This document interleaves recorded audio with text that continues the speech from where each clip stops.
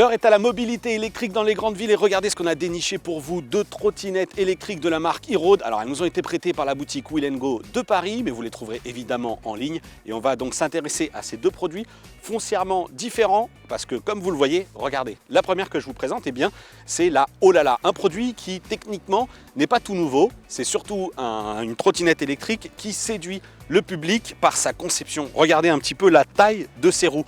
Vous l'aurez donc compris, c'est un modèle pour les baroudeurs. Et oui, parce que ici, tout le reste, c'est assez épuré. Des grosses roues, un système de frein quand même, pour s'arrêter de manière efficace, mais c'est tout. On ne va pas retrouver de compteur qui indique sa vitesse. Le seul système d'affichage, il est ici, au niveau du guidon, et il ne vous informe que de l'autonomie restante dans la batterie.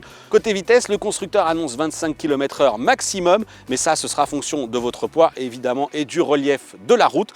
Elle ne vous indiquera d'ailleurs sa vitesse que par un système ici de LED qui passe du bleu au rouge orangé lorsqu'elle est à fond.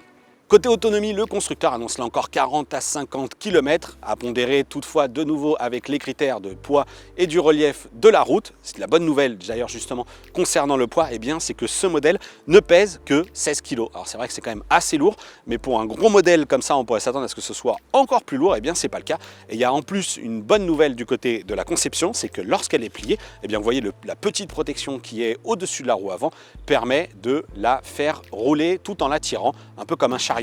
Autre bonne nouvelle, toujours côté conception, eh bien, lorsqu'il s'agira de la plier, la manipulation n'est pas évidente, mais regardez, on peut aussi rabattre ses poignées pour la rendre un petit peu plus compacte, ça c'est pratique, si jamais vous voulez la glisser dans le coffre pour l'emmener dans la maison de vacances. Et pour en finir avec cette Olala, avant de passer au modèle suivant, eh bien, il ne nous reste plus qu'à vous parler du prix, 990 €, c'est vrai que c'est pas donné, elle était annoncée à 1500 € il n'y a pas si longtemps que ça, mais surtout pour ce prix, n'oubliez pas un modèle baroudeur avec des gros pneus, un véritable système de frein et même une petite sonnette. Ça reste quand même très pratique lorsqu'il s'agit de se faufiler en ville.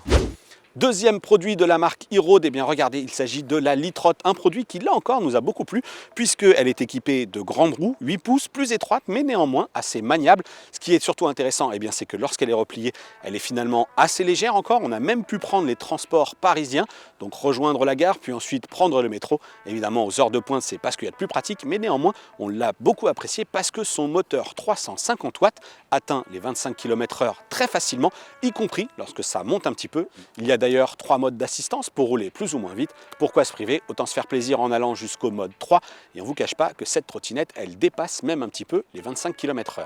Comme le modèle Olala, la Litroot peut elle aussi se replier, évidemment, pour être portée plus facilement et être aussi rangée plus facilement, puisque là encore, c'est une marque de fabrique de e-Road. On peut replier les poignées pour la rendre toujours plus compacte. On a cette fois-ci un ordinateur de bord sur cette Litroot qui vous indique la vitesse à laquelle vous roulez, le mode d'assistance choisi, 1, 2 ou 3, mais aussi le niveau d'énergie restant dans la batterie. Une précision importante puisque on ne sait pas en fait exactement combien de kilomètres il nous reste à l'intérieur de la batterie. Ici, c'est vraiment juste une indication comme on peut avoir par exemple sur les smartphones. On a des petites barrettes correspondant au niveau de charge. Pour faire le plein, il faudra compter 3 ou 4 heures. L'autonomie annoncée est environ de 15 à 20 km. Et toujours du côté du confort, un autre bon point. Je vous parlais des grandes roues, mais regardez à l'arrière, la roue est même dotée d'un amortisseur situé sous la trottinette. Ça aussi, ça fait la différence puisque ça évite justement qu'on sente un petit peu trop les chaos de la route. Tout comme sur la Olala, on va retrouver des petits éléments qui vont contribuer au confort et à vous faciliter la vie lorsque vous roulerez dessus, à commencer donc par cette sonnette qui permet d'alerter les usagers de la route, mais évidemment, elle est un petit peu moins forte que la véritable petite sonnette puisqu'il s'agit d'un bruit électronique. Écoutez. On va aussi retrouver, comme sur la Olala, un système d'affichage LED ici sur le sommet du guidon, très pratique là encore lorsqu'on circule de nuit. Le prix de cette Litroot, 690 €. Là encore, ça peut paraître un peu cher pour un produit finalement assez discret comme celui-ci. Néanmoins, on insiste, avec son moteur 350 watts, elle fait vraiment la différence et elle ne s'essoufflera pas aussi vite que la plupart des trottinettes, surtout si la route est en relief.